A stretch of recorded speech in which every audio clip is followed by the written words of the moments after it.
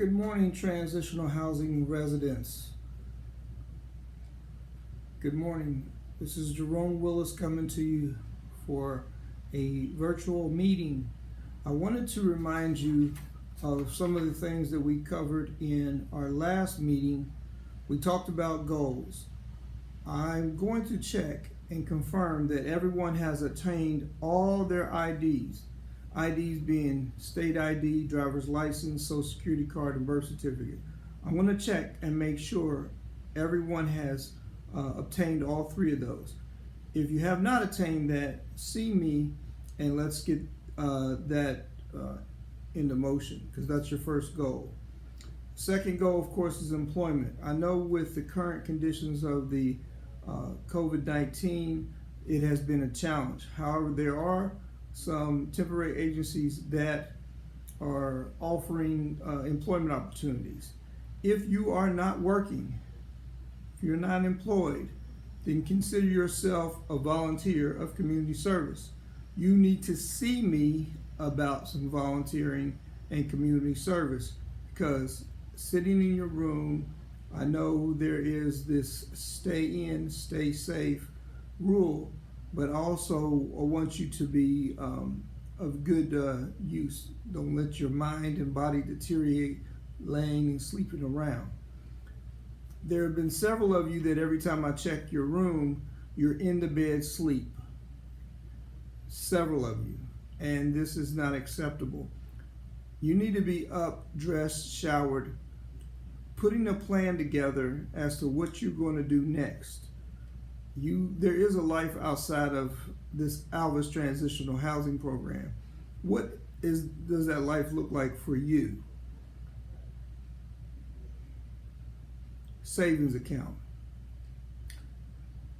If you're working, you should be saving your money. I'm going to ask that you give me a copy of your pay stub for employment, and secondly, a copy of your banking credentials to verify that you do have a bank account and that you are saving money. Finally, the goal is permanent and stable housing. If you have been here for almost a year and you have not successfully obtained permanent housing, that is your next goal and that is your focus. If you've been here more than 90 days, you should start thinking about where you're going to go and permanent stable housing. That's your goal. I want to remind you of our rules because a few of you have slid on this. You must sign in and out. I remind you that if you do not sign in and out, and I check your room and you're not there and you have not signed out, that is considered a failed room check. You say, well, what if I went to the bathroom? Or what if I went to grab lunch? If I come to your room, you didn't sign out, and I don't know where you are, put yourself in my shoes. What can I only assume that you failed to sign out? That is not my fault. That is your responsibility. Some people have taken the initiative to leave a note on their door when they leave the room, but they're still in the facility. Some have left a note on their bed. I'm in the bathroom. Run to get lunch. I'm doing laundry, etc.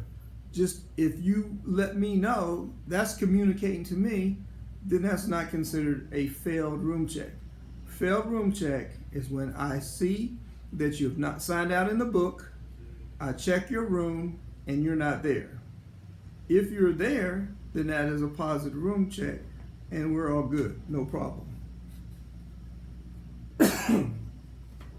Next, must keep your room clean. If I check your room, it's nasty, dirty, and trash or dirty dishes, and your bed is not made up, that is a failed room check. How easy is it to make up your bed, to empty your trash, and to keep clean dishes? You use the dish, it's dirty, wash it out. Don't leave dirty dishes laying around in your room. Pardon me.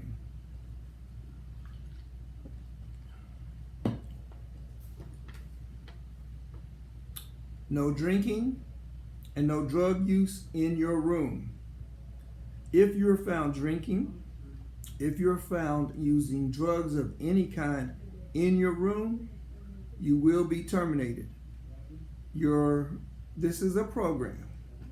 This is not free, just free rent. This is a program to help you get your life on track. Using drugs in the facility is grounds for immediate termination from that program. Next, you must meet with or make contact with me, your case manager, twice a month. There are those of you that have failed to do that. If you fail to make contact with me in the month of May, I guarantee you, you will not be in the program in the month of June.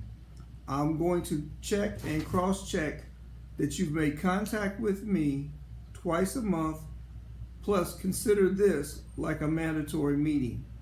Make sure you've listened to this. A question will be asked at the end of this video that you need to respond to. And if you call my phone, 614-826-9245, extension 765, it rings to my cell phone. I have my cell phone with me 24 hours a day. If I am not in my office, you can call this 614-826 number, 9245, and they say that I'm not in my office. Ask to be transferred to my extension to leave a voicemail, and it'll ring directly to my phone. If I get a phone call 12 o'clock at night, you and I will have some problems, unless it's an emergency. But do make contact with me. There's no excuse. If you say I'm not here, I get off work late, you make a phone call, we talk, you give me updates on what you're doing, how you're doing. That is considered a contact visit meeting. Okay? I have transitional housing handbooks in my office. I have resource information in my office. Next challenge that we've been having is signing in and out correctly. If, when I look at the sign in and out book and you do not have the correct date besides your entry where you signed out, you do not have the person in whom you left with or the place in which you're going. For example, I'm leaving with Tommy Jones. I'm going to work, and here's where I work at. The address in the next column is the address, phone number of where you're working at, or your cell phone number. The reason and the whole purpose besides signing in and out is that the date, where you're going, the address, and the phone number, signing out, what time you'll be out, what time you're expected to be back, and the actual time you do come back in. Seven entries that you need to make. And it's very imperative that you put the correct date, because not putting the correct date can constitute you to have a failed room check. You say, I signed out correctly. Yes, but you put the wrong date down. I don't know if it was Monday or if it was Tuesday. I'm checking on Tuesday and you have Monday's date. That's considered failed. Are you clear? Now, there are some liberal restrictions, meaning that you can get a chance to have an extension. For every 30 days, you can apply for it after your 90 days. However, rules will be enforced greatly and become more strict.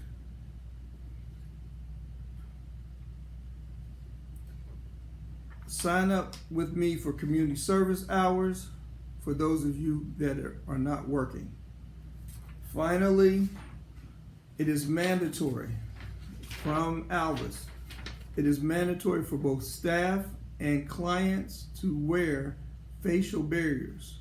Facial barriers can be something like a cloth that you pull up over your face. It can be a mask that you put on. It can be a designer mask. It can be a scarf. Whatever your facial barrier is, you must wear that in the facility.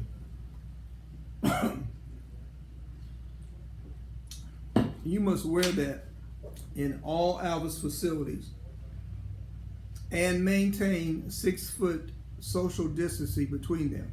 That means if you come to my office to see me, you better be wearing a mask or you'll be standing at the door. Wear a mask, 6 feet social distancing. Okay? All right. If there's a change in your probation officer, give me the updated changes. If you don't know who your probation officer is, see me, because I have a list of probation officers for everyone. Well, that covers it for today. It's been about 11 minutes. Wish you well, take care, and stay in touch. Be safe.